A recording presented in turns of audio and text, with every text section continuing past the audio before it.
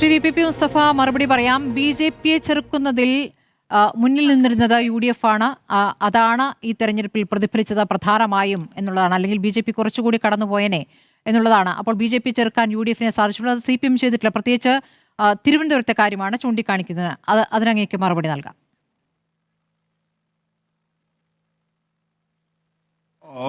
ഇവിടെ താങ്കൾ ഉൾപ്പെടെ മറ്റ് സഹ പാനലിസ്റ്റുകൾ ഉൾപ്പെടെ നിരവധി വിഷയങ്ങൾ ഉന്നയിച്ചിട്ടുണ്ട്. നമ്മൾ ഇതിനെ ആകെ സമഗ്രതയിലെടുത്ത് ഞാൻ കുറച്ച് സമയം കൊണ്ട് വിശദീകരിക്കാം. ഇല്ലെങ്കിൽ വീണ്ടും സ്മൃതിയുടെ ഇടപെടലും തടസ്സപ്പെടുത്തലും ഉണ്ടാവും. അതുകൊണ്ട് മറ്റുള്ളവരോട് കാണിച്ച ഒരു സമീപനം എന്നോടും ഉണ്ടാകണം. ഫ്ലോ തടസ്സപ്പെടുത്താത്ത വിധത്തിൽ കുറച്ച് സമയം സംസാരിക്കാൻ അനുവദിക്കണം. നമ്മുടെ മുന്നിലുള്ള എന്താ, ഞങ്ങൾ ഉറപ്പിച്ചു പറയുന്നു, ഞങ്ങൾക്ക് തിരിച്ചടിയാണ് ഉണ്ടായിട്ടുള്ളത്. ഞങ്ങൾ തോറ്റു നിൽക്കുകയാണ്. ആ തോറ്റതിനെ സംബന്ധിച്ച് ഞങ്ങൾ പരിശോധിക്കും. തീർച്ചയായിട്ടും അതിൽ സർക്കാരുമായി ബന്ധപ്പെട്ട കാര്യങ്ങൾ ഉണ്ടാകാം. തോൽവിക്ക് സംഘടനാപരമായിട്ടുള്ള കാര്യങ്ങൾ, സ്ഥാനാർത്ഥി നിർണയം ഉൾപ്പെടെയുള്ള വിഷയങ്ങൾ ഉണ്ടാകാം, ഞങ്ങൾ പരിശോധിക്കും. രാഷ്ട്രീയമായ നിലപാടുകളിലെ പ്രശ്നങ്ങൾ ഉണ്ടാകാം, ഞങ്ങൾ പരിശോധിക്കും. ഇങ്ങനെയെല്ലാം തന്നെയാണ് ഞങ്ങൾ ചെയ്തിട്ടുള്ളത്. ഞങ്ങൾ അങ്ങനെ തന്നെ ചെയ്തു പോകുന്ന പാർട്ടിയുമാണ്. ഇതിനു മുമ്പും ഇതുപോലെ ഇവിടെ ഗോപകുമാർ സാർ ചൂണ്ടിക്കാണിച്ചല്ലോ, ഞങ്ങൾക്ക് തദ്ദേശ ഭരണത്തിൽ തന്നെ ഇതിനു മുമ്പിലുണ്ടായ പരാജയങ്ങൾ. അതിനെല്ലാം അതിജീവിച്ച് ഇടതുപക്ഷം വന്നത് എങ്ങനെയാ? ആ തിരിച്ചടികളിൽ നിന്ന് ഞങ്ങൾ പാഠം ഉൾക്കൊണ്ട് അതിൽ തിരുത്തേണ്ട കാര്യങ്ങൾ തിരുത്തി തന്നെ ഞങ്ങൾ മുന്നോട്ട് പോയി. ഞങ്ങൾ ഒരു തിരുത്തലും വരുത്താതെ വെറും അഹങ്കാരവും ധാർഷ്ട്യവും മാത്രം കൈമുതലാക്കി പോയിരുന്നവരാണെങ്കിൽ ഇതിനു മുന്നേ ഞങ്ങൾ തുന്നമ്പാടി പോകണ്ടേ? ഈ തോൽവിയെ കുറിച്ച് കാണാനോ കേൾക്കാനോ പോലും ഞങ്ങൾ ഉണ്ടാകുമായിരുന്നില്ലല്ലോ, ഇവിടെ അവശേഷിക്കുമായിരുന്നില്ലല്ലോ. അപ്പൊ ഞങ്ങൾ ഇവിടെ ഇപ്പോഴും ഇത്രയും ശക്തമായിട്ട് നിൽക്കുന്നത് നേരത്തെയും ഇതുപോലെ പല സന്ദർഭങ്ങളിൽ തിരിച്ചടികൾ ഉണ്ടായപ്പോൾ ഞങ്ങൾ തിരിച്ചുവരവ് നടത്തി. എന്നാൽ വലിയ മുന്നേറ്റങ്ങളും ഞങ്ങൾക്കുണ്ടായി. ഇതെല്ലാമായിട്ട് ഞങ്ങൾ പോകുന്നു. ഇതിൽ പക്ഷെ പറഞ്ഞ വസ്തുതകളെല്ലാം അതേപോലെ ഉള്ളതാണല്ലോ. ഇപ്പൊ വലിയ നിലയിൽ കാരശ്ശേരി മാഷും ഗോപകുമാർ സാറും പറഞ്ഞത് എന്താ? അഴിമതിയാണ്. അഴിമതിയെ സംബന്ധിച്ച് നിരവധി ആരോപണങ്ങൾ വന്നു. നീതിപീഠങ്ങളുടെ മുന്നിലെത്തി. VD സതീശനും രമേശ് ചെന്നിത്തലയും പോലെയുള്ള ഉഗ്രപ്രതാപികൾ തൊട്ട് ചില വിവരാവകാശ പ്രവർത്തകർ വരെ ഈ വിഷയങ്ങളിൽ നീതിപീഠങ്ങളുടെ മുമ്പാകെ പോയി. അതിലെല്ലാം എന്താണ് കോടതികൾ എടുത്തിട്ടുള്ള നിലപാട്? ഏതെങ്കിലും ഒന്ന് വസ്തുതാപരമായിട്ട് തെളിയിക്കപ്പെട്ടോ? കേന്ദ്ര അന്വേഷണ ഏജൻസികൾ നിരന്തരം തുടർച്ചയായിട്ട് വന്നു, എല്ലാവരും ഒരുമിച്ച് വന്നു.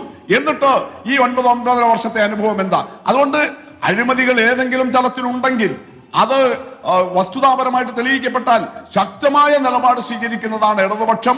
അത് CPIM-ന്റെ നേരത്തെയുമുള്ള അനുഭവമാണ് എന്ന് തിരുവനന്തപുരത്തെ ഞങ്ങളുടെ ഒരു ജില്ലാ സെക്രട്ടറിയെ പണ്ട് പാർട്ടിയിൽ നിന്ന് തന്നെ ഞങ്ങൾ പുറത്താക്കിയിട്ടുണ്ട്. നിങ്ങൾക്കറിയാമല്ലോ അത് സത്യനേഷന്റെ അനുഭവം. അതുകൊണ്ട് ഇതെല്ലാം നമ്മുടെ മുന്നിലുള്ള കാര്യമാണ്. അതിനൊന്നും എത്ര വലിയ നേതാവായാലും പാർട്ടിക്ക് നിരക്കാത്ത, പൊതുജീവിതത്തിന് നിരക്കാത്ത കാര്യങ്ങൾ ചെയ്തിട്ടുണ്ടെങ്കിൽ ശക്തമായ നിലപാട് സ്വീകരിക്കും. പക്ഷെ ഇവിടെ അഴിമതി എന്ന് പറഞ്ഞ് വെറുതെ പറഞ്ഞാൽ പോരല്ലോ, പുകമറ ഉണ്ടാക്കിയാൽ പോരല്ലോ. നീതിപീഠത്തിന്റെ മുന്നിൽ പോയിട്ട് പോലും ഈ ഗവൺമെന്റിനെ സംബന്ധിച്ച ഒരു അഴിമതി ആരോപണവും വസ്തുതാപരമായി തെളിയിക്കപ്പെടാൻ വേണ്ടി കഴിഞ്ഞിട്ടില്ല. വിലക്കയറ്റം ഉൾപ്പെടെയുള്ള വിഷയങ്ങളിൽ എന്താണ് കാര്യങ്ങൾ? ഈ പൊതുവിതരണ സമ്പ്രദായം ശക്തിപ്പെടുത്തുന്നതിൽ കേരള സർക്കാർ ചെയ്യുന്ന കാര്യങ്ങളും ഗവൺമെന്റിന്റെ കാര്യങ്ങളും. ഇവിടെ കാരശ്ശേരി മാഷ് സർവകലാശാലകളുടെ കാര്യം സൂചിപ്പിച്ചു.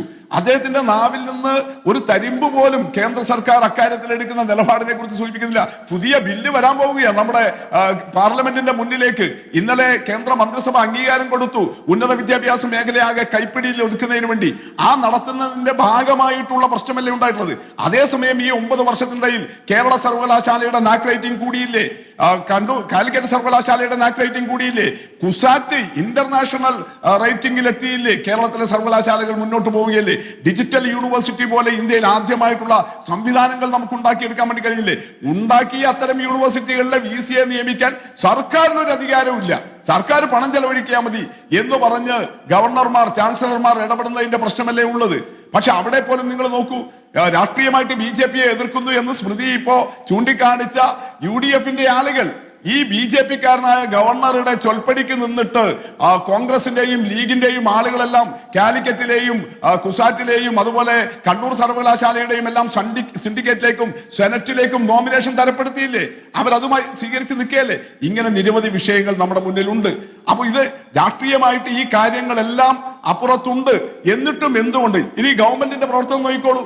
10 വർഷത്തിനിടയിൽ ഒരു ദിവസം പോലും ലോഡ് ഷെഡിംഗ് ഉണ്ടായില്ല. പവർ കട്ട് കേരളത്തിലെ പുതിയ തലമുറ കേട്ടിട്ട് പോലും ഇല്ല. ട്രഷറി പൂട്ടേണ്ട ഒരു സാഹചര്യം ഉണ്ടായില്ല. കേരളത്തിലെ വിദ്യാഭ്യാസ മേഖലയിൽ നേരത്തെ സ്കൂളുകൾ അടച്ചുപൂട്ടാനുള്ള ലിസ്റ്റാണ് UDF ഭരണത്തിൽ തയ്യാറാക്കിയതെങ്കിൽ അതെല്ലാം ഇപ്പോ നല്ല നിലയിൽ മുന്നോട്ട് വന്നു. ആരോഗ്യ രംഗത്ത് ആശുപത്രികളുടെ മാറ്റം ഇന്ത്യയിൽ ഇപ്പോൾ ഏറ്റവും കൂടുതൽ ആയുസ്സുള്ള മനുഷ്യർ ജീവിക്കുന്നത് ഈ കേരളത്തിലാണ്. ശരാശരി ആയുർദൈർഘ്യം ദേശീയ തലത്തിൽ 69, കേരളത്തിൽ 76 മുതൽ 70.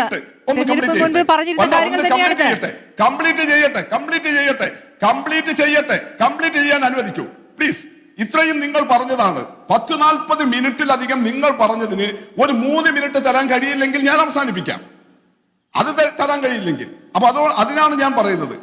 വിദ്യാഭ്യാസ മേഖലയിൽ, അങ്ങനെ ആരോഗ്യ മേഖലയിൽ കുഞ്ഞുങ്ങളുടെ ജീവൻ 1000 പ്രസവങ്ങൾ നടക്കുമ്പോൾ 25 കുഞ്ഞുങ്ങൾ ദേശീയ തലത്തിൽ മരിക്കുന്നു.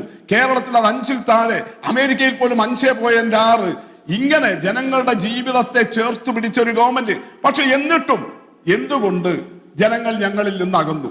ഞങ്ങൾ പരിശോധിക്കും. അതാണ് ഞങ്ങൾ പറയുന്നത്. അതുകൊണ്ട് ഈ ഗവൺമെന്റ് ചെയ്ത ധാരാളം, ഈ കിഫ്ബി വലിയ നിലയിൽ വിമർശിക്കപ്പെട്ടു. അതിന്റെ നേട്ടങ്ങളെ കുറിച്ച് പറയാത്ത ഏത് UDF MLA ഉണ്ട്? LDF വിട്. എന്റെ മണ്ഡലത്തിൽ ഇത്തരം കാര്യങ്ങൾ നടക്കാത്ത ഏത് ഗവൺമെന്റ് ഉണ്ടായിട്ടുണ്ട് എന്ന് പറയുന്നതിൽ എന്തെങ്കിലും ഒരു അമാന്തം ഏതെങ്കിലും UDF MLA അവരുടെ മണ്ഡലത്തിലെ വികസനത്തെ കുറിച്ച് പറയുന്നുണ്ടോ? ഇപ്പൊ നവകേരള സദസ്സിനെ കുറിച്ച് വിമർശിച്ചു. ആ നവകേരള സദസ്സിന്റെ ഭാഗമായിട്ട് 7 കോടി രൂപ ഓരോ മണ്ഡലത്തിനും കൊടുക്കാൻ തീരുമാനിച്ചു. അയ്യോ, ഞങ്ങളുടെ തലതല്ലി പൊളിച്ച നവകേരള സദസ്സാണ്, ഞങ്ങൾക്ക് വേണ്ട എന്ന് ഏതെങ്കിലും MLA തീരുമാനിച്ചോ?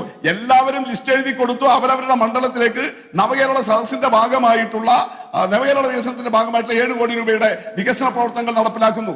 അതാണ് ഈ ഗവൺമെന്റ് ചെയ്യുന്നത്. LDF ആ നിലപാടിലാണ് മുന്നോട്ട് പോകുന്നത്. പക്ഷെ അപ്പോഴും എന്തുകൊണ്ട് തിരിച്ചടി ഉണ്ടായി?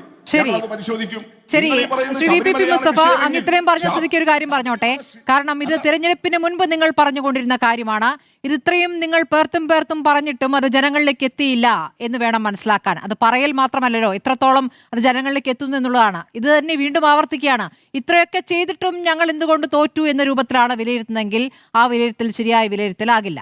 നിങ്ങൾ നടത്തിയ പ്രചാരണങ്ങൾ, ഭരണവുമായി ബന്ധപ്പെട്ട് ജനങ്ങൾക്കുള്ള പ്രശ്നങ്ങൾ, അതിദാരിദ്ര്യമുക്ത കേരളം എന്ന് നിങ്ങൾ പറയുമ്പോൾ അതിദരിദ്രരായർ ഇവിടെ ഉണ്ടായിരുന്നു.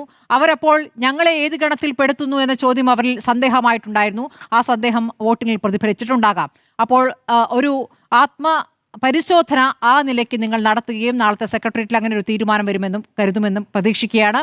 ഇപ്പോൾ പറഞ്ഞ ഈ ശബരിമല സ്വർണ്ണക്കൊള്ള പ്രധാനപ്പെട്ട വിഷയമാണല്ലോ. ആ സ്വർണ്ണക്കൊള്ളയിൽ പാർട്ടിയുടെ ഭാഗമായിരുന്നവർ ജയിലിൽ പോയിട്ടും അവർ പാർട്ടിയുടെ ഭാഗമായി തുടരുന്നു എന്ന ചോദ്യവും ഉയരുന്നുണ്ട്.